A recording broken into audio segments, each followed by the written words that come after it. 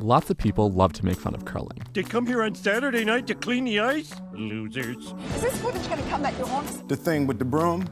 The thing? Beautiful shot. It might be the strangest Olympic sport, one that relies more on precision and strategy than on strength or agility. But curling is actually even weirder than it looks, and it's shockingly complicated. Physicists have spent decades trying to figure out why a curling stone curls the way it does, and they still aren't totally sure. So what the hell is going on? Curling has been around since the 1500s, when Scottish peasants would grab stones for some kind of competition on frozen rivers or ponds. We're not sure what they were doing, but apparently it was fun enough to spread across the world, and was eventually added to the Winter Olympics in 1998. But the strangest part about curling isn't the brooms, which heat the ice and make the stone go straighter and farther. It's not even the yelling. The strangest part is the way the stone moves on the ice, the way it curls.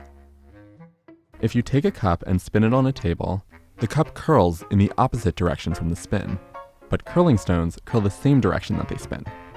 But that's not the only weird thing. A curling stone will curl about the same amount whether it turns twice or 10 times. Why this happens depends on who you listen to. Two research teams on opposite sides of the world have very different explanations, and for the most part, they completely disagree with each other. Physicist Mark Shigelski is a professor at the University of Northern British Columbia, and he spent 2 decades trying to figure out what makes a curling stone curl. In 2004, he proposed one solution: that curling stones move in this peculiar way because they're melting the ice beneath them. The front of the stone glides on a wet layer, while the back rubs against the playing surface, making the rock curl. But his theory was incomplete. For one thing, it couldn't explain why curling stones curl quite as much as they do.